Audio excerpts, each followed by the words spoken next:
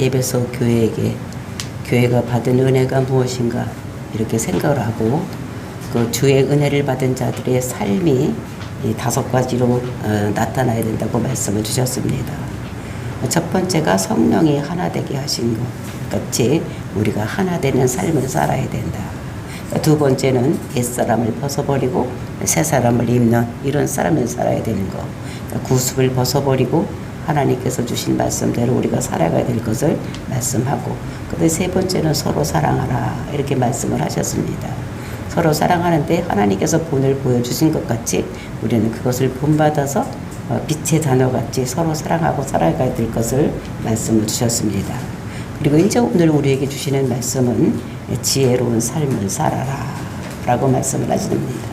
그러니까 어리석은 삶을 살지 말고 지혜로운 삶을 살아라 라고 우리들에게 말씀을 주시는 것을 우리가 오늘 읽었는데, 그럼 어떤 것이 지혜로운 삶이고 하나님께서 원하는 이런 삶인 것을 우리가 성경을 보면서 알 때에 정말 우리가 오늘도 어리석은 자가 되지 아니하고 지혜로운 저와 여러분이 되시기를 예수님의 이름으로 축복을 드립니다.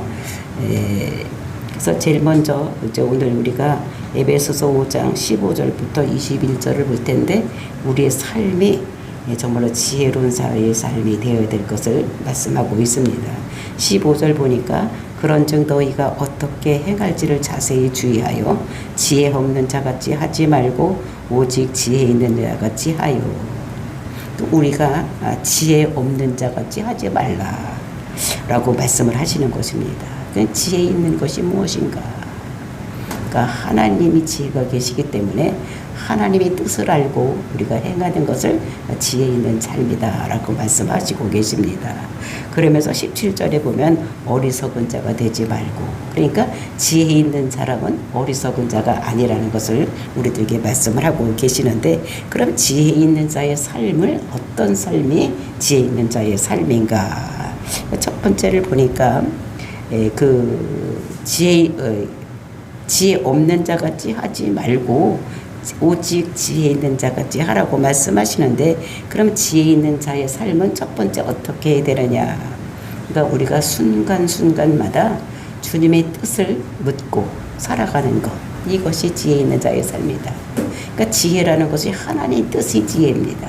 그 뜻을 묻고 살아가는 삶이 지혜 있는 자의 삶이라는 것을 우리들에게 말씀하고 있는데, 속보에 보니까 우리들에게 자세히 주의하여, 그러니까 자세히 주의해서 볼 것을 우리에게 말씀을 하고 있는데, 이것은 자세히 주의하여라는 것은 이제 주변을 이렇게 잘 살펴보고 나에게 지금 어떠한 일이 일어났는지를 잘 살펴보면서 지혜 있는 자, 그러니까 하나님이 에게 여쭤보고 우리가 살아야 될 것을 우리들에게 말씀하고 있는 것입니다.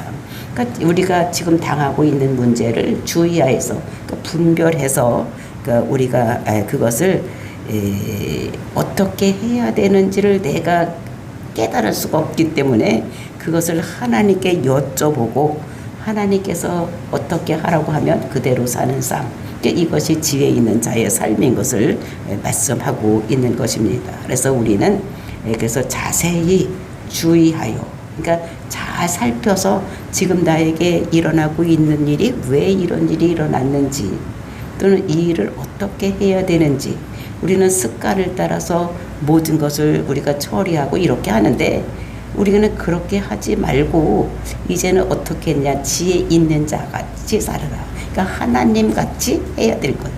그러니까 우리가 하나님이 아니니까 그렇게 할 수가 없으니까 우리는 하나님께 뜻을 물어보고 내가 이때에 어떻게 해야 되는지 그거를 물어보고 하라는 것을 말씀하고 있는 것입니다.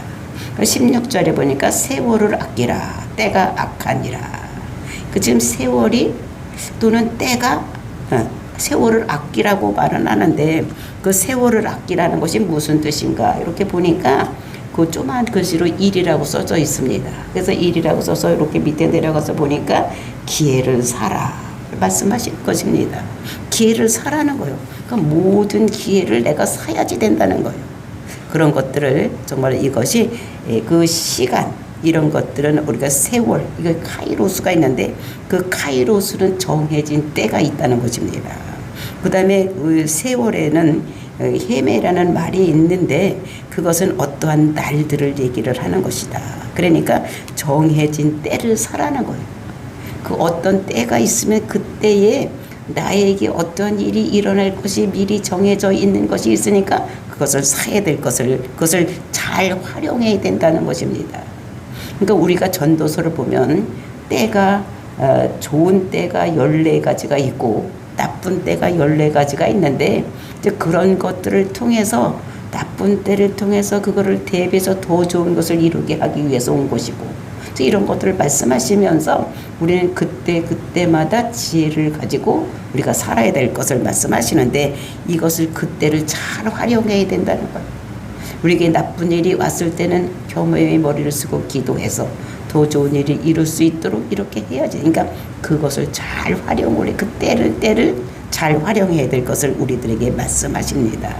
그래서 이것이 그러면서 때가 악하니라 이렇게 얘기를 하는데 그 때가 악하다는 것은 무슨 뜻이냐.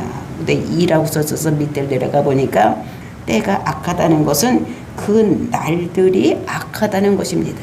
그 날들이 악한 것을 말을 하고 있는데 그러니까 그 말씀으로 가면 갈수록 우리는 어떻게 해요?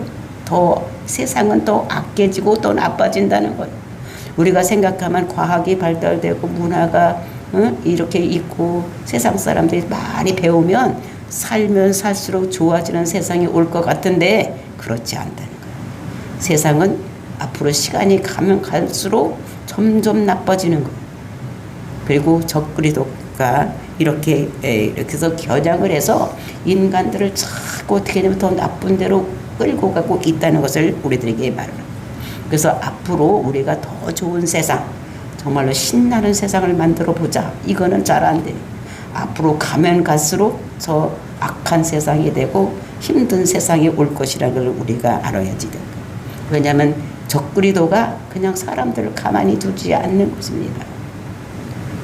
그래서 어떠한 큰 적그리스도가 자기의 정부를 만들기 위해서 사람들을 지금 유혹하고 있는 거예요. 어떤 것을 하냐? 동성애를 해라. 그러니까 동성애를 합법화하기 위해서 그러니까 많은 나라들이 거기에 동참하고 있는 거. 그것이 전 세계적으로 어떤 적그리스도가 나타나서 그것의 그 힘에 의해서 많은 나라들이 거기에 동조하고 하고 그런 거예요. 그러니까 우리나라도 어떻게 법으로 그거를 합법화시키려고 하고 있는데 아직은 그것이 합법화되지 않는 이런 것들을 볼 수가 있는 것입니다. 그러니까 동성애를 합법화시키려고 하는 거예요. 그 인권이라는 이름을 가정해서 사람의 생각대로 해야지 되는 것이다. 그 사람의 좋은 대로 하게 내버려둬야지 왜 그걸 막고 있느냐. 그러니까 인권이라는 것을 이렇게 하는 것입니다. 그러면서 이제 또 자녀들에게 얘기할 때에 부모에게 꼭 뭐 복종하고 순종해야 되느냐. 니들 마음대로 살아라. 이렇게 하는 거니까 도덕을 문란시키는 이런 일을 하는 것이 그러니까 한 자녀도 인권을 가지고 있다며 니들 마음대로 살아야지 뭐 부모 말 들어야 되느냐 이렇게 하는 데가 있다는 것입니다. 이것은 잘 나쁜 그러니까 적그리스도가 그들을 인도해서 파멸로 잃게 하게 해서 그렇게 한다는 것을 만들어 놓고 있는 것입니다. 그래서 단일 정부를 만들어서 적그리스도가 나와서 그런 어떤 것을 만들어 가지고 그것을 합법화시키면 저 기독교인들을 이것을 어떻게 해요? 박해하고 이렇게 하려고 그렇게 하는 것인 것을 그래서 모든 도덕의 문제가 무너지고 상식적인 것이 또 안 통하는 이런 세상이 될 것이라는 것을 우리가 알아야지 되는 것입니다. 그러니까 우리는 때를 잘 활용을 해야지 된다. 그 때를 우리가 잘 활용을 해서 우리가 어떻게 해야 되는지 하나님 뜻이 무엇인지를 우리가 분별해야 될 것을 말씀하고 있는 것입니다. 그 17절 보니까 그러므로 어리석은 자가 되지 말고 오직 주의 뜻이 무엇인지 이해를 해라.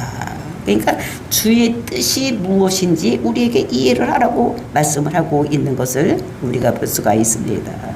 그러니까 세월을 아끼고 그리고 어떻게 했습니까? 때가 악하기 때문에 그때에 맞게 우리가 주의 뜻이 이것을 통해서 우리에게 하시고자 하시는 말씀이 무엇인지 우리가 어리석은 자가 되리 하나님의 뜻을 모르고 그냥 거기에 흡슬려 떠내려가는 것이 아니라 우리가 오직 주의 뜻이 무엇인지 이해를 해야지 된다.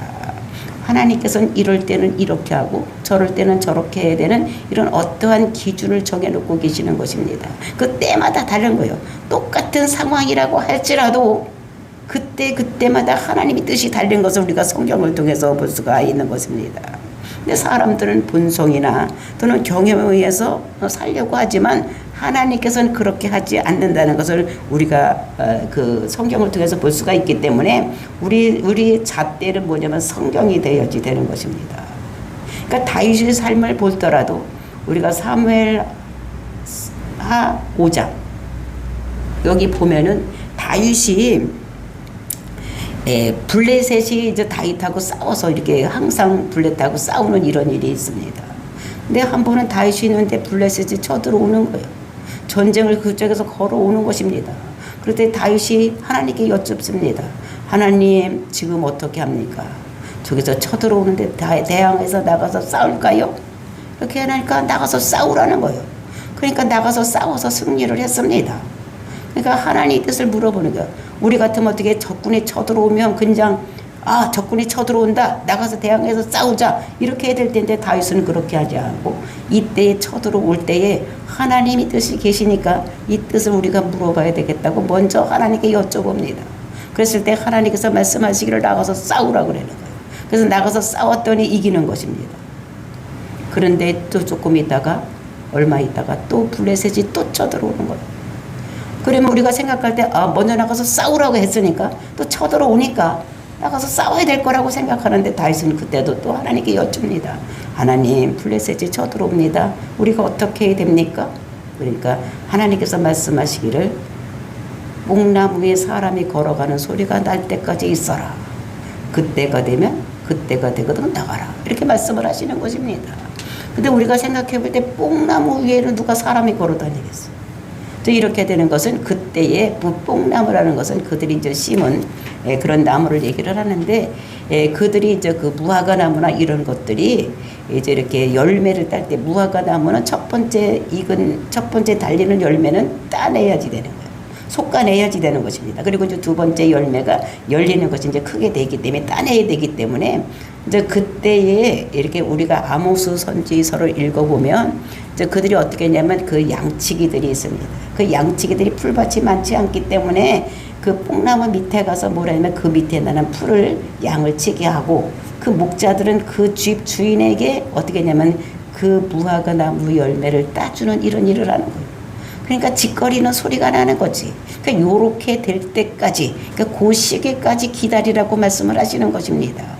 그러니까 목자들이 거기 가서 양을 뜯기고 그 무화과 나무 열매를 따주면서 여러 사람이 지끌지끌 할 때까지 이 지금은 나가서 싸울 때가 아니라 그때를 기다려서 나가서 싸워라. 이렇게 말씀을 하시는 것입니다. 그래서 그렇게 했더니 정말로 이기는. 그러니까 전쟁이 쳐들어온다고 할지라도 어떨 때는 대항해서 나가서 싸워야 되는 때가 있고 어떨 때는 기다려야지 되는 때가 있는 거. 이런 것들을 우리들에게 말씀하시는 것을 볼 수가 있어요. 똑같은 것이라도 그때마다 상황마다 이렇게 나가서 우리가 대처하는 방법이 틀린 것을 그래서 우리는 뭐든지 우리에게 일어나는 모든 문제를 하나님께 여쭤봐야지 되는 것입니다. 저 뒤에 애기 깨요 지금.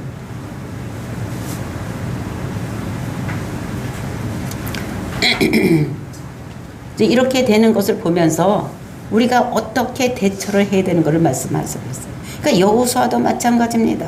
여호수아가 요단강을 건너가서 그 가나안 땅을 정복을 할 때 제일 첫 번에 큰 성이 무엇입니까? 그것이 아이성이에요. 그 아이성을 어떻게 합니까? 하나님께서 그에게 그 성을 무너뜨리는 방법을 첫째 날에는 엿새 날까지는 한 바퀴씩 아무 말도 말고 돌라고 말씀하시고 그리고 일곱째 날은 7바퀴를 돌고 와 소리를 질러라고 이렇게 말씀을 하셨습니다. 그래서 그렇게 했더니 정말로 그 아이성 옹벽이 무너지는 이런 역사가 일어나는 것을 볼 수가 있었어요. 근데 이제 두 번째 성이 뭐입니까? 여리고 아이성. 그 아이성은 여리고성보다 아주 작은 성, 힘들지 않고 조그만 성이기 때문에 에이구 우리가 그렇게 큰 여리고성도 이겼으니까 이제는 이 성쯤이야 하고 어떻게 합니까? 그러니까 자기들 생각대로 나가서 싸우는 거예요. 그래서 나가서 싸웠더니 지는 것입니다. 자기들 경험에 의해서 요거쯤이야 이길 것이다 생각했지만 지는, 그러니까 하나님이 뜻을 묻고 하나님 뜻대로 해야지만 승리할 수 있다는 것을 우리에게 성경에서 말씀하고 있는 것입니다. 근데 우리는 어떻게 합니까? 내 경험, 내 본성 이런 걸 가지고 살지 말고 하나님께 모든 것을 여쭤보고 살라고 우리들에게 말씀하는 것을 볼 수가 있는 것입니다.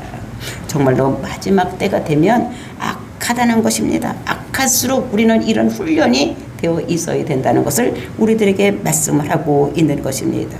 그래서 우리는 우리가 삶을 살 때에 나의 어떤 문제가 일어났을 때 먼저 번에 이랬으니까 이렇게 문제를 해결해야 되지 이렇게 하는 것이 아니라 우리는 하나님께 먼저 여쭤보고 하나님 뜻대로 우리가 해야지 되는 이런 것들을 우리들에게 말씀하시고, 그래서 오직 주의 뜻이 무엇인가를 이해를 해라. 그러니까 이해를 했으면 알았으면 그 뜻대로 우리가 행해야 될 것을 우리들에게 말씀하고 있는 것입니다. 그러면서 이제 18절 얘기를 술 취하지 말라 이는 방탕한 것이니 오직 성령으로 충만함을 받으라.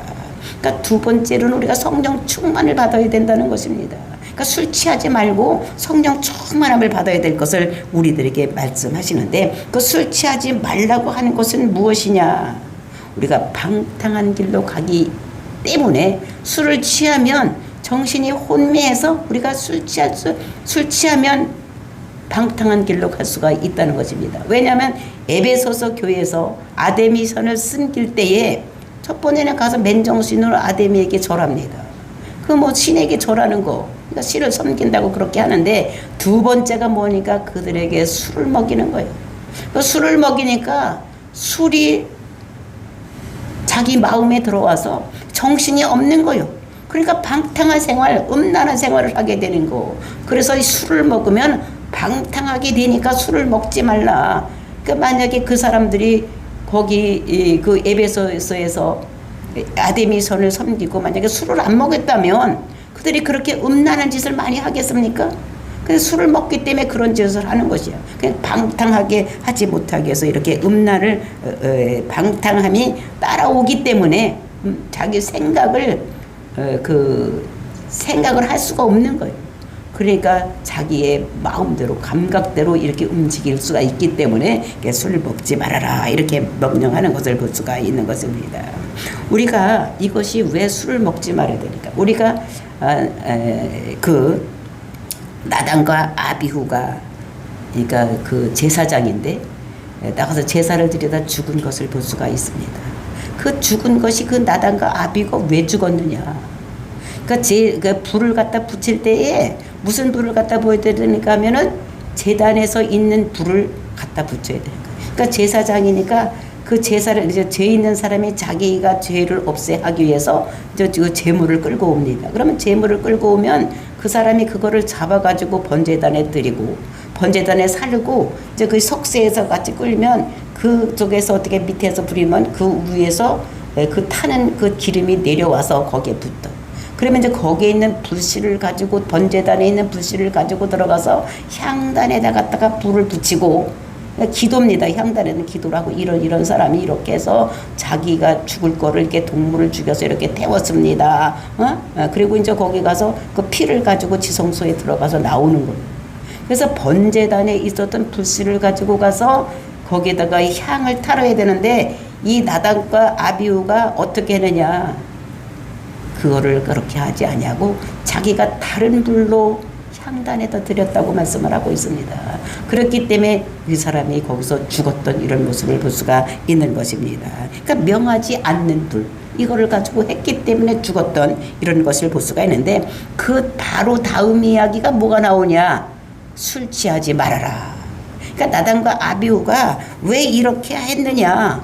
그것은 그 사람들이 술을 취했기 때문에 정신이 없어서 그런 짓을 했기 때문에 그 술 취하지 않았으면 그런 짓을 하지 않았을 텐데 술 취했기 때문에 이런 짓을 했기 때문에 이렇게 방탕한 짓으로 나갈 수가 있기 때문에 술 취하지 말라 이렇게 말씀하시는 것을 볼 수가 있는 것입니다. 그래서 우리가 이것을 보면서 정말로 술이 취하면 우리의 생각을 내가 올바로 할 수가 없다는 거예요. 그러니까 방탕하기 쉽다는 것입니다. 그래서 술을 먹으면 방탕한 삶이 따라온다는 거예요. 그러니까 에베소서에서 아데미시를 섬기고 그리고 술을 먹고 그다음에 음란한 짓을 하는 이런 것들을 그러니까 너희들은 그런 것들을 받지 말고 오직 성령의 충만함을 받으라고 말씀을 하고 있는 것입니다. 그래서 우리가 술 취함으로 우리가 몽롱한 상태가 되는 것이 아니라 우리는 성령의 충만함을 받아서 성령님이 우리 속에 들어와 계시면 우리가 성령님이 거하시는 처소가 있습니다. 우리는 영혼 육으로 우리 인간이 되어 있는데 그 성령님이 거하시는 좌소가 영에 거하시는 것입니다. 그래서 영에 와서 우리에게 거하시면 가만히 계시는 것이 아니라 우리를 이끌어가고 우리에게 그런 생각을 주시고 우리를 이끌어가는 것이 성령님이 하시는 일입니다. 근데 그것이 있으면 어떻게 충만하게 되면 많이 이렇게 되면은 우리가 그것이 혼으로 또 육으로 이렇게 넘쳐나게 되어 있다는 것을 우리들에게 말씀하시고 있는 것입니다. 그래서 이것을 보면 우리가 오순절날 성령 충만함을 받음으로 인해서 그들에게 성령 충만하니까 그것이 혼으로 또는 육으로 흘러 넘쳐서 그 12개의 방언으로 이렇게 15개의 방언으로 이렇게 말을 하는 그러니까 그들이 복음의 설교를 하는 이런 것들을 볼 수가 있습니다. 그러니까 그 갈릴리 120의 그 성도들이 그 문도들이 뭐라냐면 갈릴리 방언으로 복음의 설교를 하는 것입니다. 이때 많은 사람들이 그 설교를 듣고 가가지고 어떻게 했냐면 그 자기 고향에 돌아가서 교회를 세우는 이런 일이 있었다는 것을 우리가 볼 수가 있고 또 베드로도 이렇게 자기가 하나님을 배반하고 예수님을 배반하고 막 이렇게 했던 사람인데 그 오순절날 성령 충만함을 받으니까 그 사람이 어떻게 했냐면 그 사람이 지나가는데 그림자만 비춰도 그 병자들이 낫고 귀신이 떠나가는 이런 것이 나타나는 거예요. 그러니까 성령이 충만함을 받으면 그 사람에서 능력이 나타나고 또 그 사람에서 모든 것이 이루어지는 이런 것들을 볼 수가 있는 것입니다. 그래서 이것이 베드로가 그 사람들을 그때 고친 것이 아니라 그 베드로 속에 성령님이 쑥 들어가 계시니까 그 하나님의 능력이 그에게서 나타나서 많은 사람들을 고치는 거예요. 그리고 그 능력이 그 사람에게 들어오니까 그 베드로가 설교를 할 때에 3,000명, 5,000명씩 돌아오는 역사가 일어나는 것, 이런 것들을 우리가 볼 수가 있는 것입니다. 그래서 어떤 사람에게는 그것을 들었을 때 역사가 나타나고 또 어떤 사람에게는 그것이 들었을 때에 많은 사람들을 살리는 이런 역사가 일어난다는 것을 말씀하고 있는 것입니다. 그래서 9가지 성품이 그 성령이 충만하면 성령의 열매들이 우리 속에서 나타나는 이런 현상이 나타난다는 것을 말씀하고 있는 것을 볼 수가 있습니다. 그래서 성령이 충만한 결과로 나타나는 것이 무엇이냐? 그것이 19절 썼던 21절에 세 가지로 말씀하고 있습니다. 19절에 보니까 시와 찬송과 신령한 노래로 서로 화답하며 너희의 마음으로 주께 노래하며 찬송하며 범사의 우리 주 예수 그리스도의 이름으로 항상 아버지 하나님께 감사하며 21절 그리스도를 경외함으로 피차 복종하라. 그러니까 제일 먼저 나타난 성령의 충만한 결과로 나타나는 것이 무엇이냐면 찬송을 한다는 거예요. 그래서 찬송을 하고 또 신령한 노래들로 서로 화답을 한다는 것을 말하고 있는 것입니다.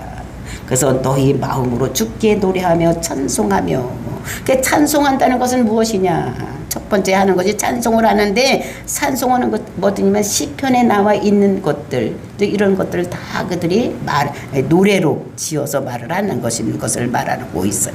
그 다음에 찬송하며 신령한 시와 찬송 이것은 시라는 것은 시편을 얘기를 하는 것입니다. 시편에 있는 것이 다 찬송이에요.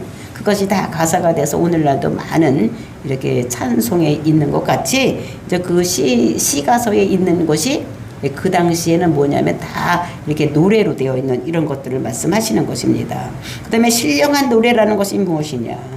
구원받은 은혜를 말하는 것. 이것이 신령한 노래예요. 그러니까 이것을 서로 화답하며 내가 이렇게 구원받았고 이런 은혜가 임했다 이런 것들을 서로 어떻게 해요? 이렇게 할 때 이렇게 하고 이렇게 얘기를 하는 것을 볼 수가 있어요.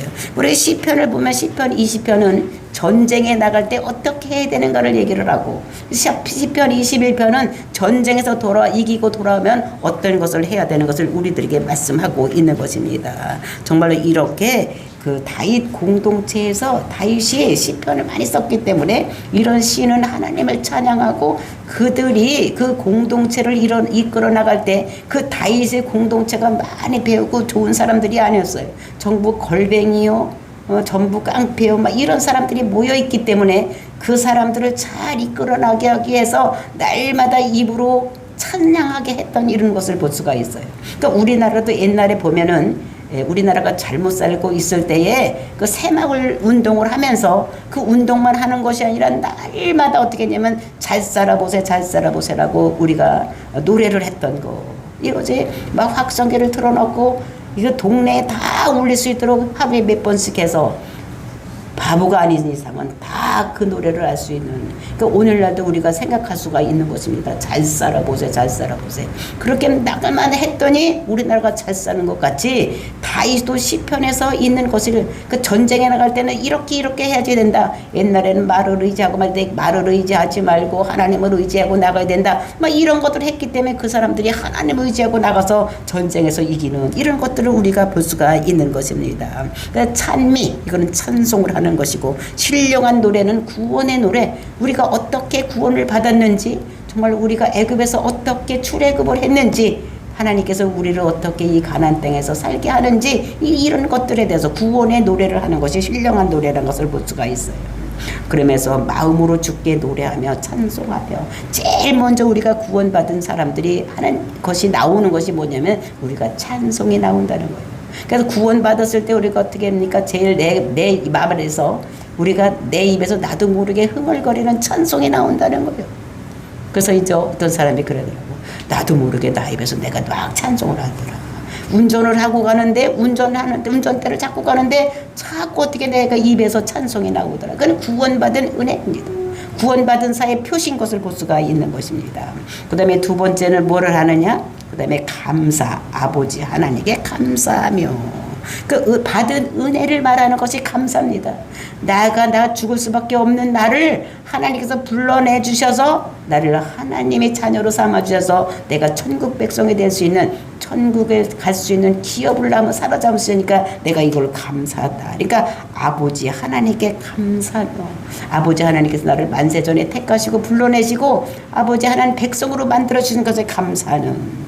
그랬을 때 세 번째는 어떻게 하냐면 그리스도를 경외함으로 피차 복종하라. 그러니까 질서에 복종하게 된다는 것을 우리들에게 말씀을 하고 있는 것입니다. 그래서 서로 복종하는 것, 순종하는 것을 넘어서 복종하게 되는 이런 것이 우리가 성령이 충만한 결과로 나타나는 것이라는 것을 우리들에게 말씀하시고 계십니다. 그래서 우리가 내가 진짜 성령이 충만한 것을 보려면 내가 흥얼거리고 있는 노래가 어떤 노래를 내가 흥얼거리고 있는지, 이제 우리가 이런 걸 생각하고 내가 늘 구원에 대해서 그 하나님의 은혜에 대해서 감사하고 있는지, 아니면 내가 교회 질서에 내가 복종하고 있는지를 내가 생각해 보면 내가 어떤 사람인 것을 정말로 우리들에게 말씀을 하시고, 우리가 어떻게 되냐면 지혜로운 내가 삶을 살고 있는지를 알 수가 있다는 것을 우리에게 말씀하시면서, 우리가 어떤 일을 당할 때에 우리는 내가 생각한 대로 하는 것이 아니라 이제는 하나님께 이 일을 어떻게 해야 됩니까?